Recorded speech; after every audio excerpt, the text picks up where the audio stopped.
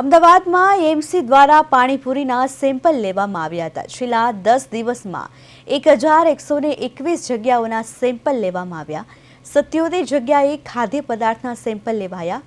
બહેરામપુરમાં 2 જગ્યાએ પાણીપુરીના પાણીમાં બેક્ટેરિયા મળી આવ્યા અને 250થી વધુ લારીઓ દૂર કરવામાં આવી હતી. એએમસી દ્વારા પાણીપુરીના સેમ્પલની ચકાસણી કરવામાં આવી હતી, જેમાં છેલ્લા 10 દિવસમાં 1000થી વધુ જગ્યાઓમાંથી સેમ્પલ તપાસવામાં આવ્યા, જ્યારે 250થી વધુ લારીઓ છે એ દૂર કરાઈ છે.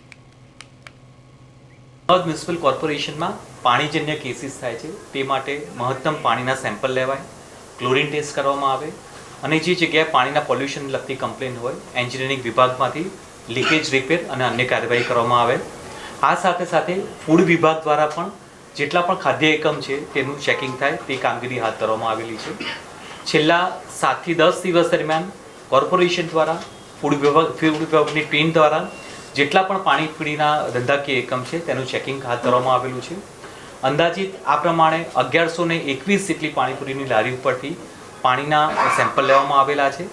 સાથે સાથે 77 જેટલા પ્લેસીસ ઉપરથી જે તે લોકોનો ખાદ્ય પદાર્થ છે, જે રગડો કહીએ કે પાણીપુરીનો મસાલો છે, તેના પણ સેમ્પલ લેવામાં આવેલા છે. આ પાણીપુરીના પાણીના 1121 પૈકી 280 જેટલા પાણીના સેમ્પલમાં non permitted food grade colour use કરવામાં આવતો હોય છે, એટલે કે જે ફૂડ કલર ખાવા લાયક નથી.